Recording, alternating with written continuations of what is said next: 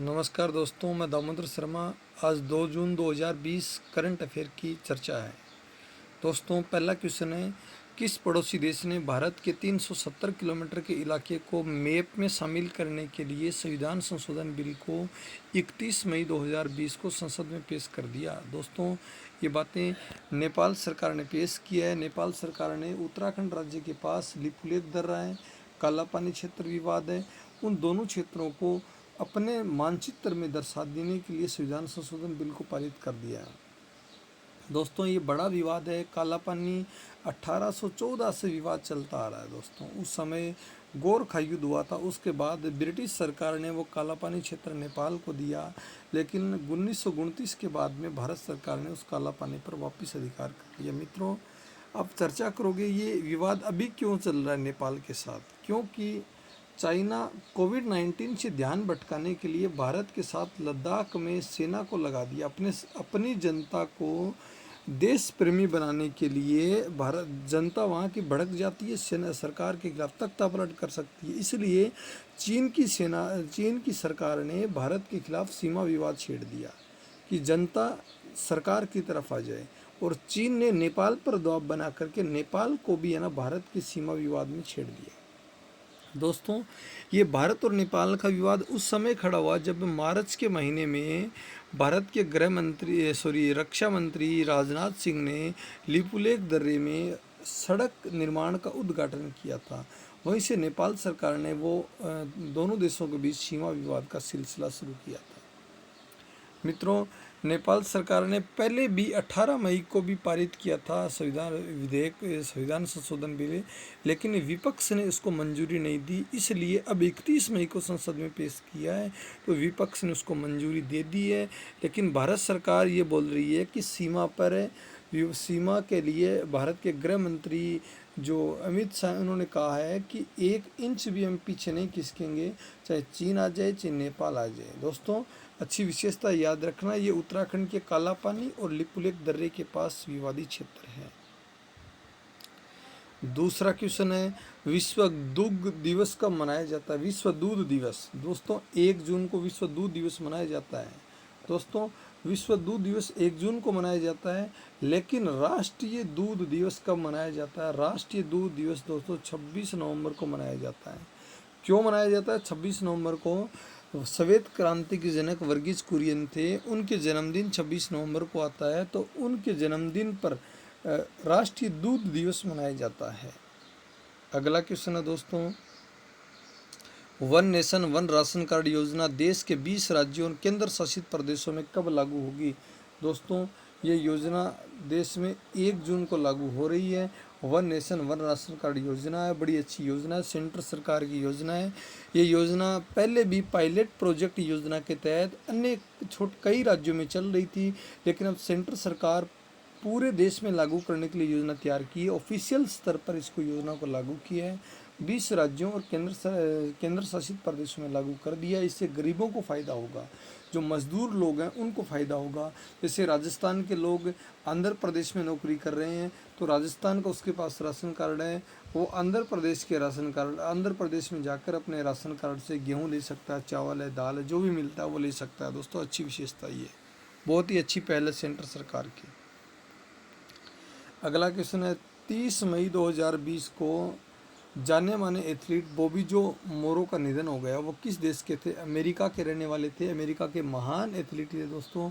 America के राष्ट्रपति आप सब जानते हैं, डोनाल्ड ट्रंप है, सब चर्चा में है। अमेरिका के राष्ट्रपति सुपर पावर है। कोविड-19 अमेरिका में बहुत कहर बरपा रहा है।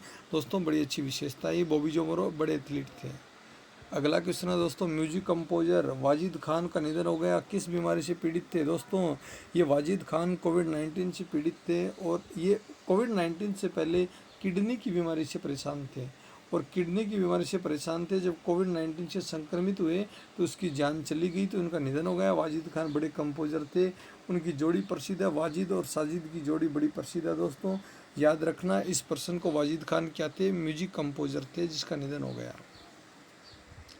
अगला क्वेश्चन बहुत ही अच्छा क्वेश्चन है दोस्तों, बीसीसीआई ने केंद्र सरकार को खेल रत्न के लिए केंद्र सरकार को किस खिलाड़ी को नामांकित किया? रोहित शर्मा को किया। दोस्तों, रोहित शर्मा जानते हैं आप, हरफन वाला बल्लेबाज हैं, बहुत ही अच्छे बल्लेबाज हैं। इन्होंने 3 दोहरे शतक लगाए हैं वनडे क्रिकेट में, और इनको राजीव गांधी खेल रत्न पुरस्कार के लिए नामांकित किया बीसीसीआई ने। क्यों किया? इनका 2019, 2020 के शुरुआत में, 2018 के अंत में अच्छा प्रदर्शन था। आईसीसी वर्ल्ड कप में इन्होंने कई 4 या 5 शतक लगाए हैं लगातार। और बीसीसीआई की बात करोगे तो बीसीसीआई का मुख्यालय मुंबई है। बीसीसीआई के अध्यक्ष सौरव गांगुली हैं। आईसीसी की बात करोगे तो आईसीसी का मुख्यालय दुबई है। आईसीसी के अध्यक्ष शशांक मनोहर है।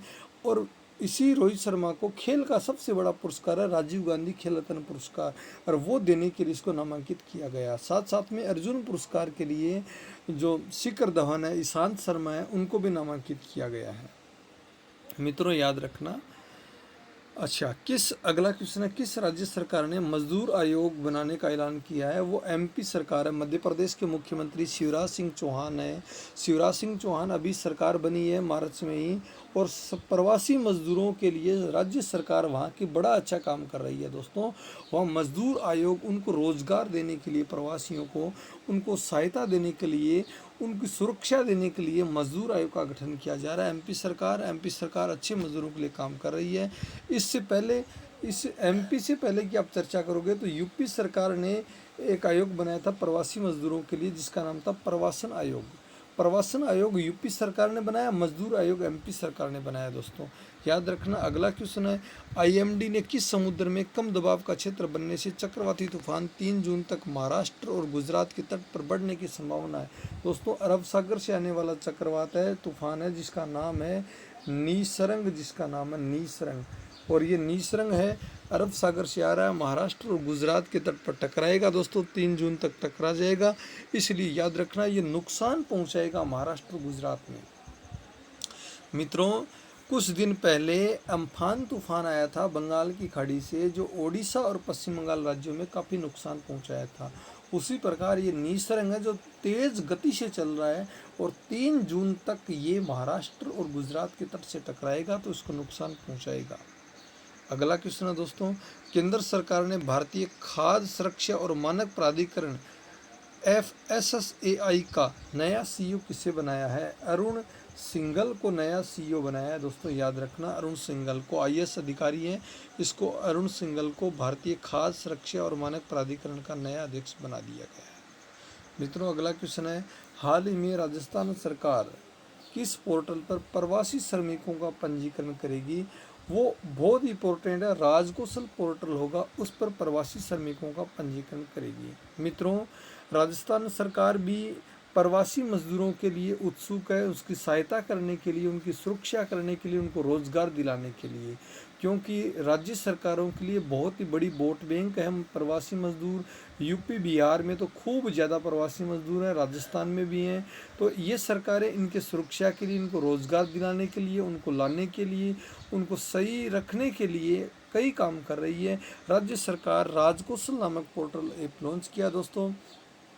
करंट जीके की वीडियो को पूरा देखना दोस्तों। करंट जीके के साथ साथ राजस्थान ज्योग्राफी के वीडियो हैं, राजस्थान इंडिया ज्योग्राफी की वीडियो हैं दोस्तों।